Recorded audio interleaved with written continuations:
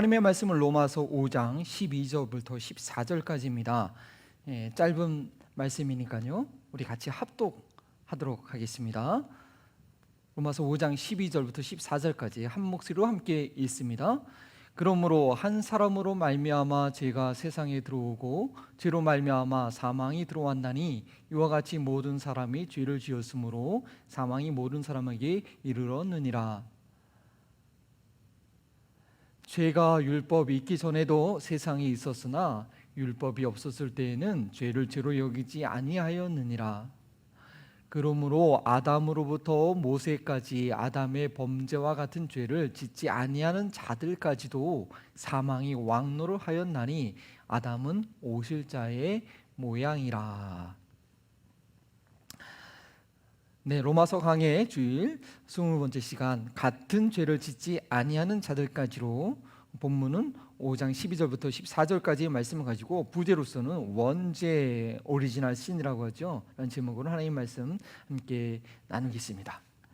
이런 우스갯소리, 이런 우스갯 질문 한번 들어보셨을 것 같습니다. 만약에 아담과 하와가, 에덴 동산에서 처음으로 지어졌던 아담과 하와가 한국 사람이었다면 어떤 일이 일어났을까요? 뱀이 선악과를 따먹으라고 유혹했을 때 과연 어떤 일이 발생했을까요? 아마도 선악과보다는 뱀을 먼저 잡아먹을 것이다 라고, 그래서 온 인류가 타락하는 길로 가지 않을 것이다 라고, 한국의 보호신 문화, 몸에 좋다는 것을 잘 먹는 한국의 보호신 문화를 풍자한 그런 우스갯소리가 있었죠. 요즘에 한국이 코로나 바이러스를 정말 탁월하게 적극적으로 막아내는 것을 보면서, 만약 이 코로나 바이러스가 다른 곳이 아닌 한국에서 먼저 발생을 하고, 최근 의사들의 연구에 의하면 프랑스에서는 11월 마지막 주에도 코로나 바이러스 걸린 사람을 치료했다는 그런 얘기를 하고 있는데요. 어쨌든 만약에 이것을 한국이 먼저 막아냈다면 전 세계 팬데믹까지는 가지 않을 수 있었지 않겠느냐라는 그 기대를 한다면 좀 무리일까요? 아무튼 우리 한국의 선방에 모든 나라들이 감사하고 있고요. 미국도 하루속히 이 어려움을 벗어날 수 있는 방법을 지혜롭게 선택할 수 있도록 우리가 꾸준하게 계속 우리 위정자들을 위해서 기도해야 됩니다. 제가 예전에 믿음에 관해서 이런 질문을 해본 적이 있습니다. 내가 죄인인 것을 깨닫고 예수님을 믿어 구원받은 것은 참 너무나 감사한 일이고 기쁜 일인데, 약간 2% 정도 약간 억울하다. 왜냐하면은 나에게는 아담과 같은 기회가 주어지지도 않고, 태어날 때부터 죄성을 가지고 태어나서 죄를 지을 수밖에 없는 그런 존재라는 거, 이거 불공평한 게 아닌가. 여러분 그런 생각 안 해봤습니까? 좀 그런 생각이 들었어요. 그런데요, 이 로마서 말씀을 쭉 읽어가면서 특히 이 5장 후반부에 있는, 지난주에는 우리가 믿음 생활이란 무엇인가에서 배우지 않았습니까? 근데 이 5장 후반절을 읽으면서 처음에는 이게 무슨 의미인지 잘 몰랐는데, 아하, 그렇구나. 바로 이 본문을 읽으면서 그 억울했던 마음의 감정이 말끔히 해소되었습니다. 도리어 내가 아담과 같은 대표자의 자리에 있지 않은 것이 얼마나 감사한 일인지 알게 되었습니다. 로마서는요 죄송합니다. 아까 기도하면서 너무 흥분했더니 이 목소리가 많이 가라앉았네요. 로마서는 저희가 믿음 생활하면서 갖게 되는 여러 가지 궁금증들에 대한 답을 많이 주고 있습니다.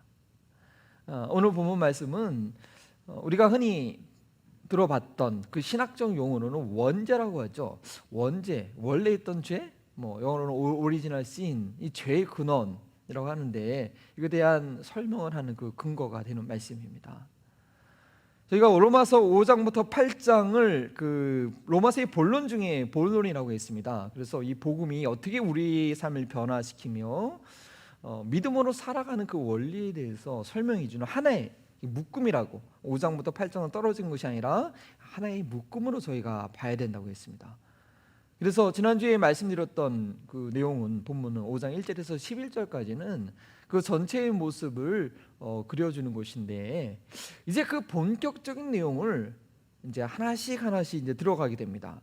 그럼에 있어서 그 첫 번째 이슈는 뭐냐? 그렇다면 인간의 그 괴로움과 고통의 그 문제는 어떻게 시작되었는가? 그 근본적인 질문을 하면서 결국은 그 궁극적인 그 문제 해결의 방향성을 제시해주고 있는 것입니다. 저희가 이번 주와 그리고 다음 주까지 이게 원래 둘이 연결되는 것인데 좀 자세하게 보기 위해서 제가 분리해서 두 번에 걸쳐 얘기하지만, 이번 주와 다음 주의 말씀을 통해서 저희가 알아야 할 내용과 결단할 내용은 무엇이냐? 이 구원이라는 것은요, 대표성의 원리가 있다는 것입니다. 그래서 저희가 자신의 의가 아닌 그리스도의 의를 철저히 의지해야 된다는 것을 이번 주와 다음 주를 통해서 알게 되기를 바랍니다. 이번 주에는 먼저 오리지널 C, 원죄가 무엇인지 살펴볼 것이고, 다음 주에는 그것이 어떻게 복음안에서 해결된지를 볼 것입니다. 당신은 죄인입니다. 이런 말을 쉽게 받아들여질까요? 당신은 죽어서 지옥 불심판을 받아야 할 그런 죄인입니다. 이거 얘기하면 아무 정황 없이 네 맞습니다. 저는 죽어 마땅한 죄인입니다 라고 수긍할 사람들이 얼마나 있겠습니까? 물론 예수님을 구주로 영접하신 분들은요, 이 진리를 인정했기 때문에 믿으신 것입니다. 전도할 때 가장 큰 어려운 문제가 바로 이 부분이죠. 자신이 죄인임을 인정하게 하고 예수님의 속죄가 필요한 자라는 것을 동감하게 하는 것입니다. 저희는 이 부분을 해결하기 위해서 로마서의 본론의 서두에서 거의 한 달 동안 인간의 죄성에 대해서 고발하는 그런 시간을 계속 가졌습니다. 그러나 오늘 말씀은 더 근본적으로 접근합니다. 뭐냐고요? 너 태어날 때부터 죄인으로 태어났어 라고 말하는 것입니다. 이 부분에 대해서는 더 수긍하기가 어려울 것 같습니다. 아니 그럼 불공평한 일이 어딨어? 그럼 말도 안 되는 그런 상황이지 하고 반발하기 쉽다는 거죠. 차라리 뭐 내가 새로우면서 그래 잘못한 일들도 있고 뭐 그러니까 내가 좀 부족한 게 있지, 그래 나 지은 죄 있다 라고 인정하는 게 쉽지, 너는 아주 태어날 때부터 그렇게 몹쓸 게 태어나 먹어서 아예 그냥 너는 그게 네 운명이야, 그렇게 얘기하면 참 기분 나쁘잖아요. 어이없어지는 거죠. 그런데요, 진리는 이것입니다. 잘 들어보시고 생각해 보십시오. 무엇이냐? 성경이 말하는 진리는 죄를 지어서 죄인이 아니라 죄인이기 때문에 죄를 짓게 된다는 것이죠. 자신이 죄를 짓고 있으면서도 그 죄를 모르는 것이 가장 큰 문제이긴 하지만요, 자신이 태어날 때부터 죄인이라는 것을 모르면 근본적인 문제가 해결이 되지 않습니다. 죄의 증상만 자기 힘의 수준으로 어떻게 해결해 보려고 하고 그냥 어느 정도 자기 수준에서 해결하면 문제가 없다고 그렇게 착각하게 만들기 때문이죠. 여러 가지 상담 기법들, 일반 학문에서 하는 그 상담 기법들이 참 유용할 때가 있습니다. 존중합니다. 도움이 됩니다.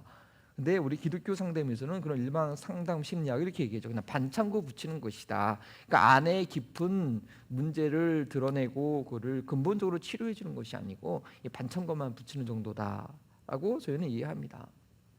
그것이 세상 종교가 제시하는 해결책이고요. 그렇기 때문에 구원의 확신을 갖지 못하게 하는 그런 원인이 되기도 합니다. 죄인으로서 태어났기 때문에 죄를 짓게 된다는 사실을 알 때에야 죄의 증상, 그 근본적인 원인을 해결할 길을 알게 되고요, 죄 짓는 자신의 모습을 하나님께서 나를 받아주셨듯이 자신을 스스로 용서하고 용납할 수 있게 됩니다. 그렇다고 자신이 죄 짓는 문제에 대해서 책임 회피를 하게 하는 것은 아니고요. 그래 나는 어쩔 수 없어 죄인이야, 그러니까 내가 죄 짓는 거 어쩔 수 없어, 이런 게 아니라 제 무거운 짐을 내려놓고 확실히 해결할 수 있도록 해결자에게 완전히 맡기게 된다라는 것이죠. 태어날 때부터 죄인으로 태어났다는 것에 대해서 오늘 로마서 본문은 어떻게 설명하는지 한번 보겠습니다. 먼저 12절 말씀 우리 다 함께 한번 읽어볼까요? 그러므로 한 사람으로 말미암아 죄가 세상에 들어오고 죄로 말미암아 사망이 들어왔나니 이와 같이 모든 사람이 죄를 지었으므로 사망이 모든 사람에게 이르렀느니라. 이 구절이 잘 이해가 되십니까? 창세기 3장의 첫 인류 아담과 하와가 타락한 사건을 통해 설명하고 있는 것이죠. 예, 그 사건을 두고 이렇게 해석을 한 것입니다. 인류의 죄가 들어온 것은 아담과 하와의 사람의 불순종으로 시작되었다라는 것입니다. 성경은 아담과 하와를 한 몸으로 보고 한 사람이라고 증언합니다. 또 하나님께서 선악과를 따먹지 말라고 직접적으로 명령한 것이 아담 한 사람이었기 때문에 하와보다는 아담에게 책임을 물어서 아담 한 사람을 의미할 수도 있습니다. 그리고 중요한 것은 인류의 시작, 이 대표성을 로마서에서는 얘기하고 있는 것이죠. 죄가 세상에 들어왔다고 했는데 이 세상은 무엇을 의미하는 것일까요? 죄가 세상에 들어왔다. 당시에 인간이 살던 이 세상이라는 것이 에덴 동산, 거기 살던 아담과 하와, 이게 전부 세상 아니었겠습니까? 그러면 그 에덴 동산의 그 물리적 공간 안에 죄가 들어왔다는 그런 말일까요? 그때 이후로 죄가 이 세상에 또 돌아다니고, 이 바이러스가 마치 온 지구에 지금 돌아다니는 것처럼 그때 이후로 이 세상에 죄가 들어온 것일까요? 그렇다고 한다면 아담과 하와를 유혹했던 이 뱀의 존재는 무엇입니까? 아담과 하와가 불순종하기 전에, 죄를 짓기 전에 이미 이 뱀이 있었는데, 죄는 뭐죠? 하나님을 반역하는 것이고, 뱀은 하나님을 반역하기 위하여 이미 동산에 숨어 있었던 그런 존재였습니다. 그렇다면 아담과 하와가 죄를 짓기 전에 이미 죄가 세상에 있던 것이 아닙니까?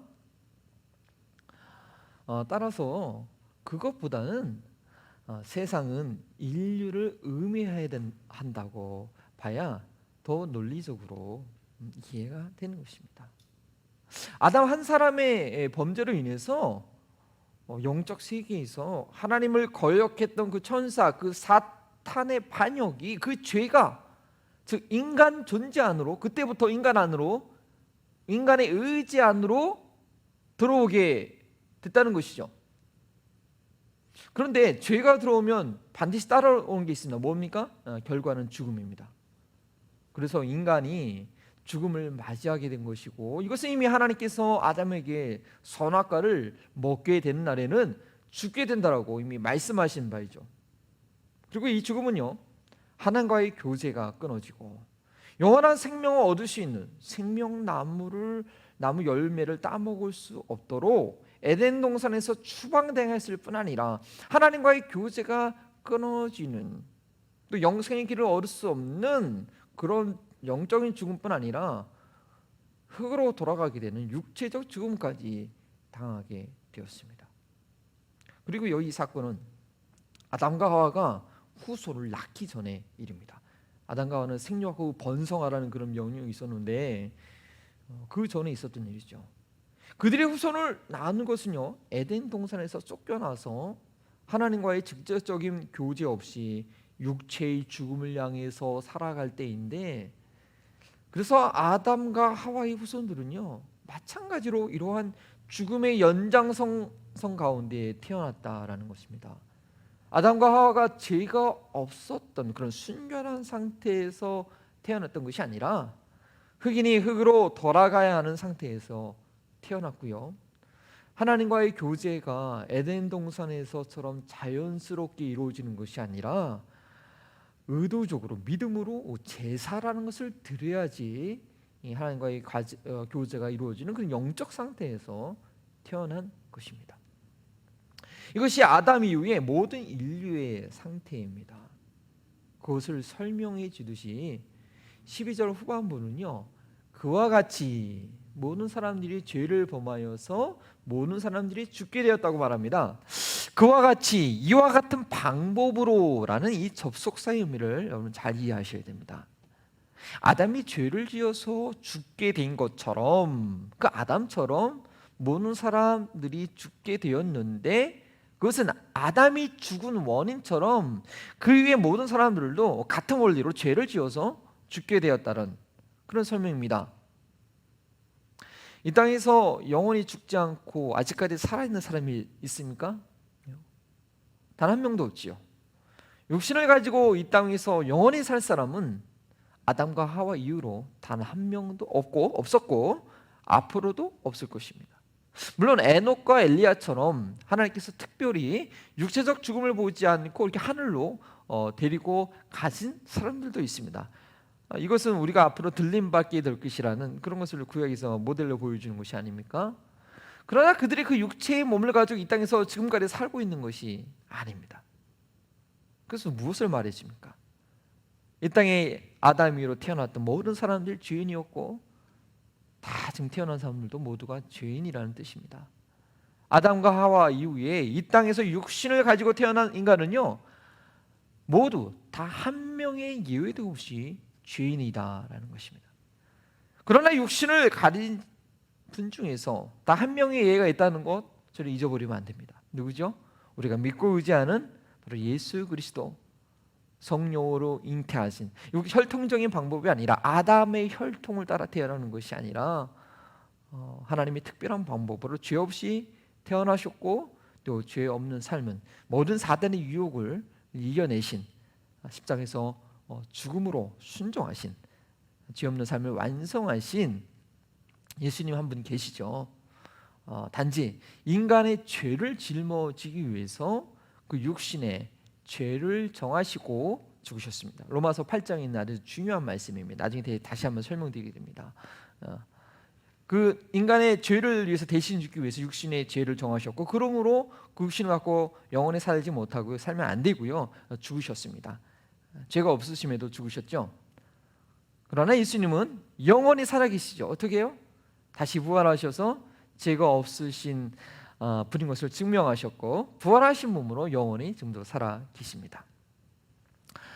다시 말씀으로 돌아와서요, 그러나 그래서 이 12절 말씀은 아담 이후에 모든 인간이 아담이 지은 죄를 가지고 태어났음을 직접적으로 설명하지 않습니다.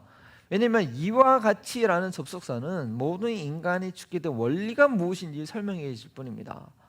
그 원인이 한 사람 아담에게서 시작되었다는 것을 보여주기 위한 것이 주목적이었습니다. 그래서 12절 한 구절만을 가지고는요, 그 한 구절만 생각하면 이런 생각을 하게 돼요. 나 역시 아담과 같은 중립적인 입장이고 내가 자발적으로 아담과 같이 죄를 지었기 때문에 이와 같이, 그렇죠? 죽게 되었구나 라고 생각할 수 있는 그 여지를 줄 수 있습니다. 그런데요, 이렇게 생각하게 되면 어떠한 문제가 생기냐면, 어떠한 결론에 이르게 되게 되면요, 그렇다면 어떤 인간은 아담과는 다르게 전혀 죄를 짓지 않을 가능성도 있고, 그렇다면 그게 뭐죠? 자력으로 구원받을 수 있다는 가능성을 열어놓게 되는 거죠, 그렇죠? 또 다른 아담, 태어나서 아담과 같은 죄를 짓지 않고 그는 하나님 앞에 계속 순종, 예수님처럼 순종하는 삶을 가능성도 있는 게 아니냐, 그런 생각을 하게 됩니다. 따라서 12절 한 절만 가지고는 태어날 때부터 죄 가운데 태어났다라는 원죄에 대해서, 이 오리지널 씬에 대해서요, 모든 사람들이 죽는다는 그런 현실로 인해서 결과적으로는 수긍하게 되지만 원리적으로는 완전히 설득이 되지 않습니다. 나에게는, 아니 또 그 다른 누구는 죄 짓지 않고 살 수 있지 않을까? 라는, 그래서 내 의지로 좀 어떻게 해봐야 되는 그런 인간의 의를 부추기게 됩니다. 그래서 이 12절이요 13절과 14절에 의해서 설명될 때에 나는 태어날 때부터 죄를 가지고 태어난 인간이라는 선고가 수긍되고 받아지게 됩니다. 키포인트는 14절에 있는 그런 말씀인데요, 아담의 범죄와 같은 죄를 짓지 아니한 자가, 에게도 사망이 왕노릇하였다입니다. 13절 설명은요, 율법이 있기 전에도 아담으로 인한 죄가 세상에 있다고 합니다. 이것이 이해하기 쉽게 세상을 직접적으로 인간이라고 한번 하겠습니다. 모세를 통해 주어진 율법이 죄를 드러내기 전에도 인간에게 죄가 있었다라는 것이죠. 그러나 단지 율법이 없었을 때는 뭐라고요? 죄를 저를 여기지 않았습니다. 누가 죄를 죄로 여기지 않았나요? 하나님께서요? 아니요. 인간들 스스로가 자기들의 죄를 인정하지 않고 무자비하게 악을 행했다는 것입니다. 가장 회개하기 어려운 상태에 있었던 것이죠. 자기가 행하고 있는 악에 대해서 전혀 깨닫지 못하는 상태입니다. 노아 홍수 전까지 사람들이 참 오랫동안 살았습니다. 900년, 못 살아도 800년 이렇게 살았어요, 사람들이. 그런데요, 그렇게 장수하면서 얼마나 죄악을 저지르는지 모릅니다. 어렸을 때부터 그 마음의 생각이 계획하는 것이 처음부터 악했다라고 했으니 그 사람이 600년, 700년 살면서 얼마나 많은 악을 행했겠습니까? 그래서 하나님께서 한탄하고 근심하셨고 결국 어떻게 돼요? 홍수로 인해서 노아 가족 말고는 다 물로 심판하지 않으셨습니까? 율법의 기준이 사람들에게 제시되지 않았을 때여서 사람들이 악을 행하면서도 그들 스스로 이게 뭐가 문제냐, 이게 뭐가 악이냐 우기면 그것을 악이라고 근거할 객관적 근거가 없었단 말이죠. 그들이 결코 죄가 없었던 건 아십니다. 하나님 앞에서 너무나 악한 일이었습니다. 마치 오늘날 누군가 신고하지 않고 드러나지 않아서 법에 저촉되지 않아서 그렇지 마음으로 입술로 행동으로 악을 행하면서도 나는 괜찮다, 죄 지은 적 없다 말하는 것처럼 말이죠. 심지어는요, 이 감옥에 들어가 있으면서도요 사회를 원망하고 부모를 원망하고 이웃을 원망하고 자신의 악을 보지 못하는 그런 사람들이 많기도 여전히 있기도 합니다. 그런데 분명한 것은 율법을 알지 못해서 내가 행한 것이 죄인지 알지 못하는 사람에게도 뭐가 왕노릇했다고요? 사망이 왕노릇했다. 여전히 사람들은 죽었다라고 얘기하고 있습니다. 직접적으로 성경은 어떻게 얘기하고 있냐? 아담이 선악과를 따먹은, 그래서 하나님께서 사형을 선고했던 그와 똑같은 죄를 짓지 않았는데도 아담에게 선고된 그 형벌이 그 위에 모든 사람들에게 주어졌다라는 것입니다. 14절 앞부분 말씀을 한번 같이 읽어봅니다.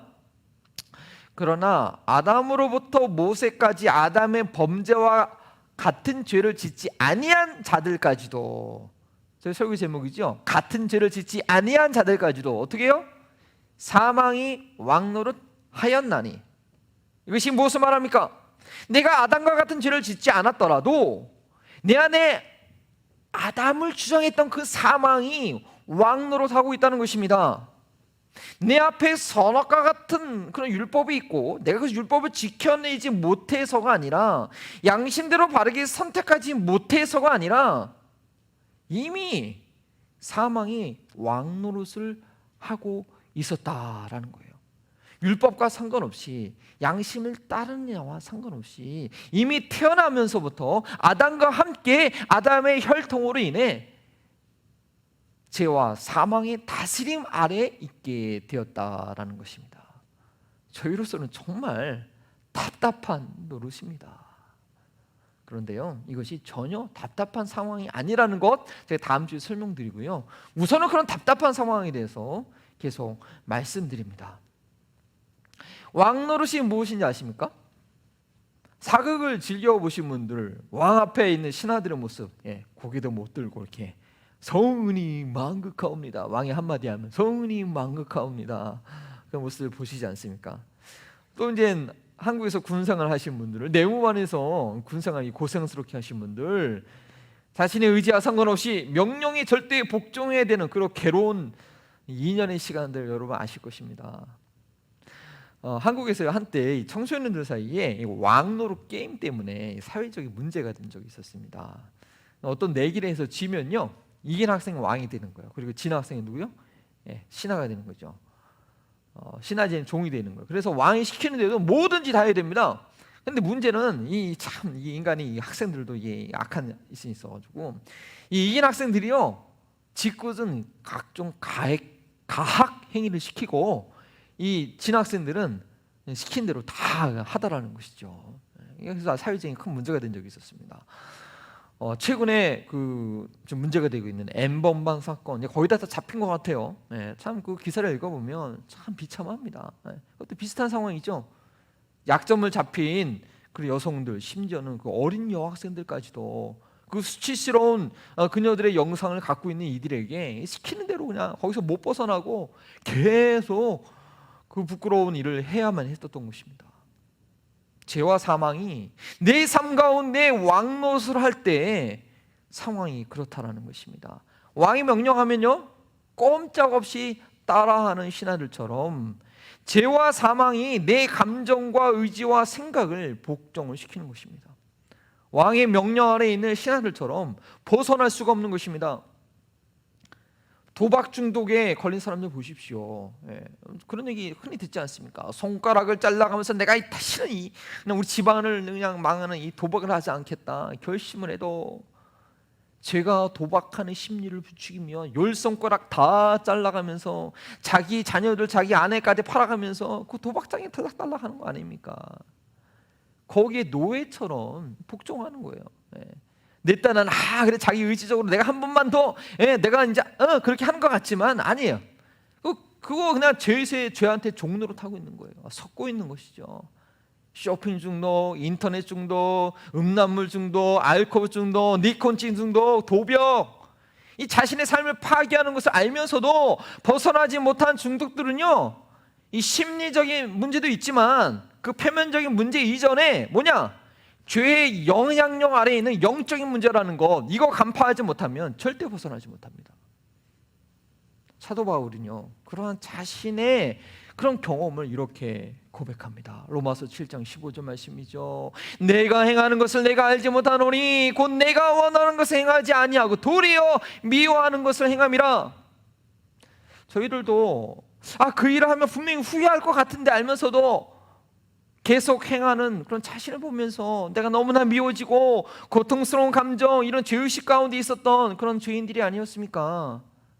로마서 7장 24절 말씀이죠. 오라, 다 함께 고백해 볼까요? 오라 나는 공고한 사람이로다. 이 사명의 몸에서 누가 나를 건져내랴. 이 구절이요 믿기 전의 상태인지 믿음 이후에 계속되는 영적 싸움과 관련된 것인지는 이 7장을 저희가 배우면서 자세히 설명드리겠습니다. 물론 우리 그리스도인들은요 그 죄의 사슬에서 벗어난 기쁨과 환희를 경험한 사람들입니다. 그래서 기쁨의 찬송을 그래서 우리가 드릴 수 있는 것이 아닙니까? 그러나 그 이후에도 아직은 육신의 몸에 있는지라 이 지긋지긋한 죄성, 이 죄의 영향력, 뭐 죄의 본질은 아니고요 그 죄의 영역의 싸움이거든요. 이건요 이 영향력과 계속 싸우는 믿음의 생활에 투쟁을 하고 있습니다. 그러나 제가 왕노릇한다. 이게 참 중요하다. 왕노릇한다. 근데 예수님 믿는 사람들은 이 제가 왕노릇하듯이 저희를 계속 지배하지는 못하죠. 저희는 싸울 수 있고 거부할 수 있는 특권이 있다라는 자입니다. 그것이 그리스도 안에서 새로워진 그런 정체성이죠. 내 안에 속이고 있는 그런 죄를 볼 수 있고 그 죄를 거부할 수 있는 존재가 됐다는 것입니다. 그래서 로마서 7장 16절 17절은 이렇게 우리에게 가르쳐주고 있습니다. 내가 만일 원하지 아니하는 그것을 행하면 내가 이로써 율법이 선한 것을 시인하노니 이것은 그것을 행하는 자가 내가 아니요 내 속에 거하는 죄니라. 7장에서 자세히 설명드릴 말씀이겠지만 미리 말씀드리는 것은요 이것이 아주 중요한 우리의 믿음 생활에 복음이 우리의 삶을 변화시키게 하는 그러한 중요한 내용이기 때문에 한 번 더 기억하시라고 말씀드립니다. 놀라운 발견이죠. 그거 행하는 자가 내가 아니고 내 안에 어느 죄라. 우리는 이걸 볼 수 있어야 돼요. 그런데요 이런 영적 도전과 괴로움은요 나 한 사람이 좀 유별나서 내가 좀 못돼서 내 태어난 천성이 그래서 유별나서 겪는 게 아니라 말을 하지 않아서 그렇지 인간이라면 누구든지 직면하고 있는 문제라는 것입니다. 즉 죄 아래 태어난 모든 인간들의 공통적인 그런 고통입니다.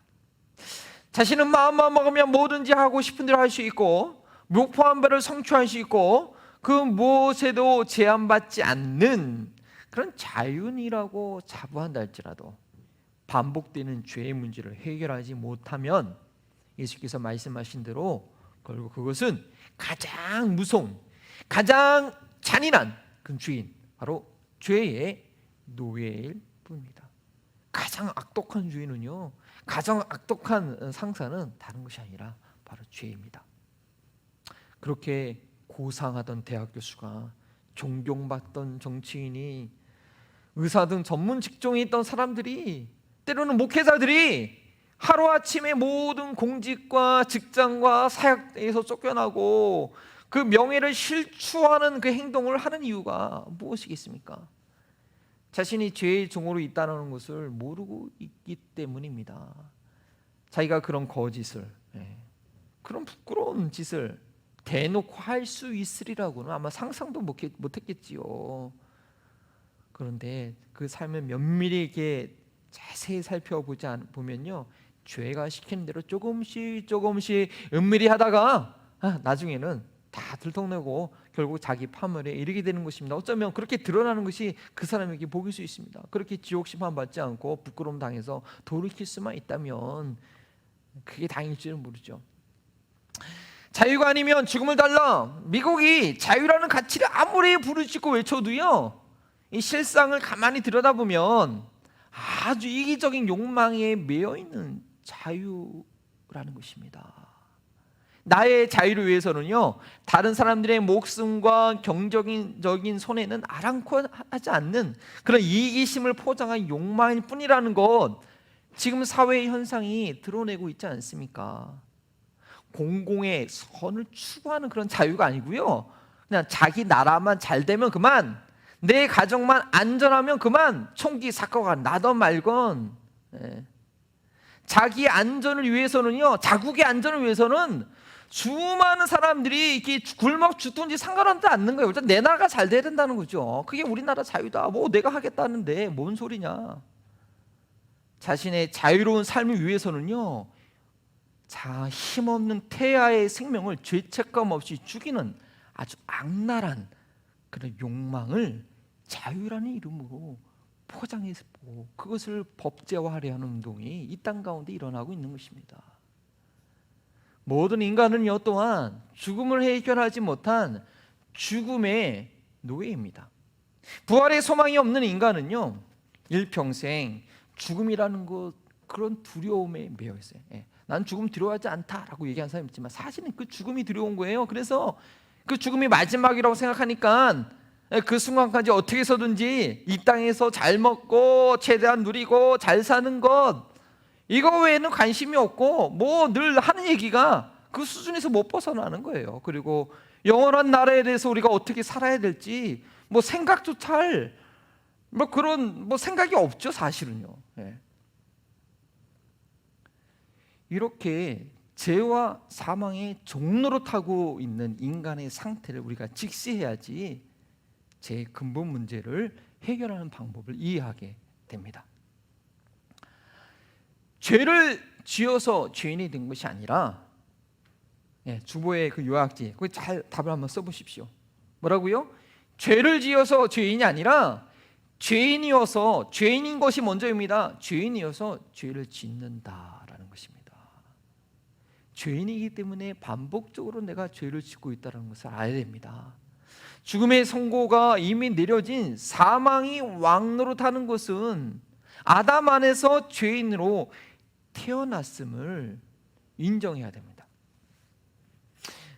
그것을 알고 인정할 때 저희는 14절의 마지막 구절, 아담은 오실자의 모형이다 라는 이 말씀에서 소망을 발견하게 됩니다. 이 오늘 본문 말씀을 자세히 묵상하지 않으면요, 아담은 오실자의 모형이라, 이게 무슨 말이지? 이해가 안 되는 거예요.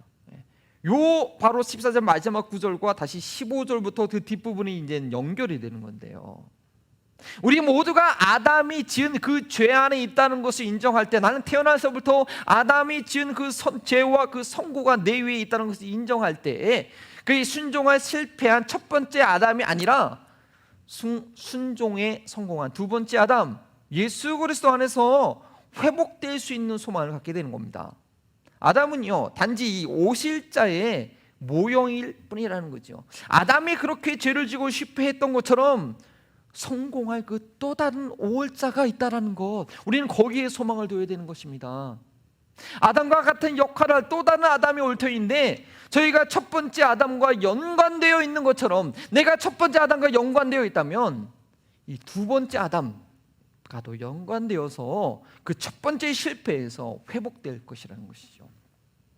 어떻게 회복되는지, 그리고 그것이 어떻게 기쁜 소식이 되는지는 다음 주 여러분 말씀을 통해서 경험하시게 될 것입니다. 오늘의 말씀을 적용해 봅시다. 오늘의 말씀 핵심은 한 가지입니다. 뭐죠? 나는 태어날 때부터 문제여다, 흙수저다. 따라해 보세요. 나는 태어날 때부터 문제하다, 죄인이라는 것이요. 근데 이거는요, 내가 어떻게 선택할 수 있는 것도 아니고 내가 어떻게 고칠 수 있는 것도 아니고요, 그냥 불가항력적인 일하는 것입니다. 그것이 인정함으로써 첫 번째, 나는 나의 주인을 바꿔야 된다는 사실을 여러분은 알고요, 그래서 점검하셔야 됩니다. 내가 어쩔 수 없는 죄인이라는 것을 철저히 인정하지 못하게 되면요, 하나님께서 여러분들의 밑바닥을 드러내실 것입니다. 어떻게 해요? 부부와의 관계 가운데 누가 그러더라고요. 내가 결혼해서 참 착한 사람이었는데 당신을 만나서 내가 나의 지금 약이 다 드러났어. 아니요, 원래 모습이 그거였던 거예요, 사실은요. 부모와 자녀와의 관계, 그 사랑이 애증이 되어버리는 그런 왼수가 없는 거죠. 또 이웃과 이웃과의 관계, 회사에서 직장 관계 가운데 내 바닥을 보게 하시는 겁니다. 때로는요, 교회의 사역을 통해서 나의 바닥을 보게 하십니다. 그리고 가장 비참한 건 뭐냐? 자기 자신과의 관계에서 바닥을 보게 하시는 거죠. 어쩌면 그게 가장 큰 문제죠. 죄악을 향해서 거침없이 달려가는 나의 모습을 보면서 주여 나를 건져주소서라고 고백할 수밖에 없는 자기의 모습을 보게 하시는 것입니다. 근데 하나님께서 왜 이렇게 바닥을 보게 하실까요? 내 안에 선한 것이 하나도 없다라는 것, 내가 가진 것으로 나의 의지로 나의 힘으로 할 수 없다라는 것, 그리고 두 손 들고 포기하고 하나님께 나오도록 하게 하시는 것이죠. 내 안에 이미 사망이 내 위에 왕 노릇하고 있다는 것, 그거 알고 네 왕 바꿔야 된다, 네 주인 바꿔야 된다, 그것을 확실히 깨닫게 하시기 위해서 하나님께서 우리에게 바닥을 보여주시는 것입니다. 두 번째로는요, 자신의 모습을 그렇게 발견하고 주님을 의지하는 자가 되었다고 한다면 어떻게 될까요? 여전히 그런 죄악 가운데, 태어날 때부터 있던 그 죄악 가운데 있던 그 이웃들에 대한 국률한 마음을 우리는 가져야 된다라는 것입니다. 정말 그들에 향해서 우리가 국률한 마음이 없다는 것은요, 그는 아직 자기 모습을 제대로 모르는 거예요. 내가 얼마나 악독한 그 밑바닥이 있었는지 아직 모르기 때문에 그 이웃에 있는 그 밑바닥인 상황을 모르는 거죠. 근데 그런 모습 내가 알고 또 그렇게 해서 건진받았는데 그럼에도 불구하고 여전히 저 괴로움과 고통과 소망 없는 삶을 하루하루 살아가고 있는 저들을 향해서 국률한 마음이 없다면, 저들을 건져내야겠다는 마음이 없다면, 그건요 참으로 잔인한 양심을 갖고 있는 것입니다. 그럴 수가 없는 거죠. 그 양심이 이미 깨져서 믿음에서 파산한 자일 수 있습니다. 아니, 이 양심 밑바닥 깨져서 이제 점점 내려가고 있는 상황일 수도 있다는 것입니다. 그래서 제가 매주마다 새벽마다 함께 기도하고, 잃어버린 영혼들을 위해서 우리가 기도하고, 선교지를 위해서 기도하고, 이 지역사회의 주를 알지 못한 영혼들을 찾아가고 그들에게 나아가야 된다는 걸 이렇게 강조하는 이유가 바로 우리의 믿음을 바로 세우기 위해서라는 것입니다. 아담과 같은 죄를 짓지 아니한 자들까지도 우리는 모두 그 죄 아래에 있던 자였고, 아직도 그 죄 아래에 있는 자들이 많이 있다라는 것입니다. 태어날 때부터 본인의 선택도 아니요, 어쩔 수 없이 이 죄에 매여 있는 영혼들, 우리도 그런 영혼이었고 그런 영혼들을 건지라고 우리에게 은혜를 주셨다는 것 우리가 알고, 이 로마서에서 가르치고 있는 복음을 통해서 우리 모두 함께 일어나 깨어날 수 있기를 주의 이름으로 축원합니다. 오늘 우리에게 주신 말씀을 생각하면서 함께 찬양드립니다. 사망의 그늘에 앉아 죽어가는 나의 백성들.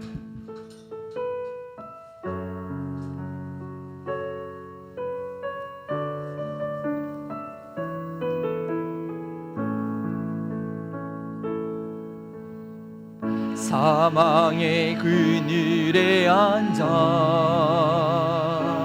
죽어가는 나의 백성들, 절망과 굶주림에 갇힌 저들은 내 마음에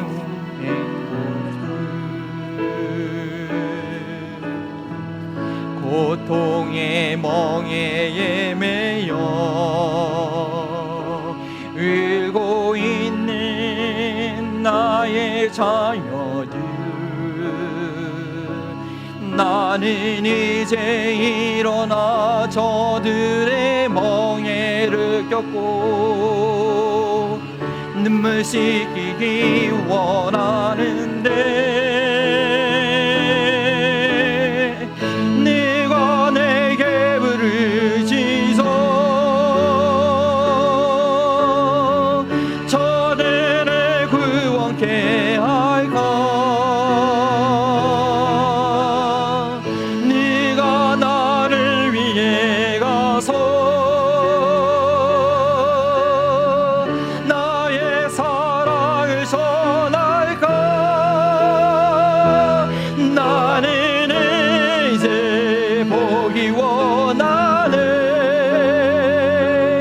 나의 자녀들 살아나는 그날, 깊은 찬송 소리 하늘에 웃음소리 온 땅 가득한 그날, 누가 내게 부르짖어, 누가 너를 부르짖어 저들을 구원케 할까. 네가 나를 위해 가서 나의 사랑을 전할까. 나는 이제 보기 원하네. 나의 자녀들 살아나는 그날, 깊은 찬송 소리 하늘에 웃음소리 온 땅 가득한 그날, 나는 이제 보기 원하네. 나는 이제 보기 원하네. 나의 자녀들 살아나는 그날, 깊은 찬송 소리 하늘에 웃음소리 온 땅 가득한, 웃음소리 온 땅 가득한 그날, 웃음소리 온 땅 가득한 그날. 그렇습니다. 웃음소리 가득한 그날. 지금 비록 우리가 이 답답하고 어려운 가운데 있지만 이것과는 비교되지 않습니다. 죄악의 사망에 매여있는 저들의 삶, 먹고 마시고 누리고 모든 것을 누리나 여전히 그 마음에 공허하고 저들 앞에 있는 영원한 심판을 알지 못하고 여전히 죄악을 하여 밤마다 때마다 남들이 알지 못한 곳에서 죄악을 즐기는 것이 아니라 거기에 매여있을 수밖에 없는 그 많은 영혼들이 신음하고 있는 걸 볼 때 우리가 주님의 마음을 갖고 저들을 품는 저희 교회가 되기 원합니다. 복음을 바로 알고 있는 우리 한마음 버린 통교회로 인하여서 이 지역에 있는 모든 영혼들이, 특별히 우리가 찾아갈 수 있는 복음을 전할 수 있는 우리 하는 영혼들이 한 명도 빠지지 않고 그 영원한 소망을 가지고 살아가는 그날을 향할 때까지 저희 한마음 버린 교회가 하나가 되어서 복음을 증거하기 힘쓰는 그런 저희가 되게 해달라고. 혹여나 우리 교회 가운데 아직도 사망이 왕노릇하는 것이 아니라 주님께서 왕노릇하고 있는데 그 그를 알지 못하고 여전히 죄악 가운데 기울인 그런 습관들이 있다면 주여 성령의 능력으로 끊어 주시옵소서. 주여 성령의 능력으로 새로워지게 하여 주시옵소서. 나의 주인이 나의 왕이 예수 그리스도이신 줄 알고 그 주님과 함께 그 주님께 복종하는 삶으로 완전히 돌이키게 하옵소서. 그 개가 짖는 그 주변에서 두려워 떠는 것이 아니라 담대히 나아가서 주님께 헌신하는 믿음의 삶을 살게 해달라고 주의 이름 물지고 함께 기도합니다. 주여 감사합니다. 하나님이여, 정말로 우리가 죄에 매여 있었던 그 상황을 알게 하시고 그 괴로움을 깨닫게 하여 주시옵시고, 하나님 정말 나의 주인이 누구인가 점검하게 하여 주시옵시고, 우리 주님께서 나의 심령과 마음을 다스리는 인하여서 그 모든 사단의 유혹과 거짓말과 속임에 넘어가는 것이 아니라 그 복음의 능력 가운데 살아가는 저희를 되게 하시길 원합니다. 아버지, 저희 어려운 때를 위하여 참으로 이것이 아무것도 아닌 것이 안 알게 하시고 죄악에 매여있는 수억의 수십만의 영혼들이 날마다 더 지옥을 향하여 가고 있는 것을 볼 때, 하나님 날마다 이 땅 가운데 하나님이여 수천 명씩 죽어간다 할지라도 하나님이 그 전부터 복음을 알지 못하고 죽어가는 많은 영혼들이 있음을 우리가 깨닫고, 하나님의 교회를 통하여 하나님의 복음을 증거하기를, 이 생명을 증거하기만을 우리 예수 그리스도만이 나의 왕임을 알고 하나님 그 왕에게 복종하는 우리 한마음 멀린 동의 성도들과 이 교회가 되도록 하나님의 우리 성령의 충만을 더하시고 하나님의 진리의 굳건히 서게 하여 주시옵시고, 주님의 다스림이, 주님의 권능이 하나님 주의 교회 가운데, 이 지역사회 가운데, 알라마스 가운데 있는 우리 한인들 가운데 하나님 그 복음의 빛이 하나님과 함께 주님의 영광에 찬송이 되게 하여 주의 이름을 부르는 많은 영혼들이 이 땅 가운데 주여 세워지게 하여 주시옵소서. 주님 붙들어 주시옵소서. 하나님 붙잡아 주시옵소서. 하나님, 이 기간 가운데 로마서를 통하여 더 복음을 알게 하시니 감사합니다. 우리가 잠시 불편한 이것이 아무것도 아님을 알게 하시고, 정말 죄악에 신음하고 있는 영혼들을 태어날 때부터 묶여 있어서, 태어날 때부터 장님으로 태어나서 태어날 때부터 안진방에 태어나서 평생 고상하는 그 영혼처럼 저기서 벗어나지 못하고 신음하고 있는 영혼들, 주님의 마음을 가지고 그들에게 다가가게 하옵소서.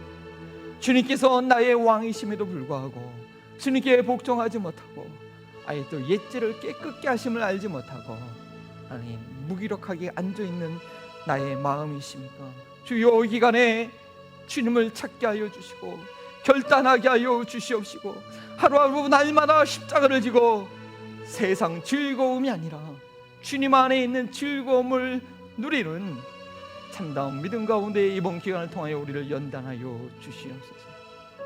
하나님, 하나님의 뜻 가운데 있던 주의 백성들, 그 가뭄 중에라도 살았다의 가부를 기억하여 주셔서 그 떡덩이가, 그 기름 반죽이 마르지 않도록 돌보셨던 하나님, 하나님께서 원하시는 그 뜻을 다 성취하기까지 우리 한마음 버린 동비의 성도들 지키시고 보호할 줄 압니다. 하나님께서 쓰신다고 할 때 그 물질을 나의 것으로 여기지 않고 주 앞에 이 시간 드리오니 하나님 받아 주시옵시고, 저희 교회가 맡겨진 그 모든 것으로 선교사님들을 후원하며 복음을 증거하는 데 지롭게 사용할 수 있도록 도와주시옵소서. 하나님, 지금까지 저희 교회를 그렇게 인도해 주시니 감사합니다. 하나님, 이 기간이 얼마나 더 오래될지 모르는데 우리의 소망은, 우리의 기업은, 우리의 그 모든 것은 오직 하나님의 것입니다. 이 시간 선포하고 고백하오니 주님 책임져 주시옵소서. 감사하며 예수 그리스도의 이름으로 기도합니다. 이제는 죄와 사망을 부활로 이겨내신 예수 그리스도의 은혜와 우리를 죄악의 늪에서 건져내신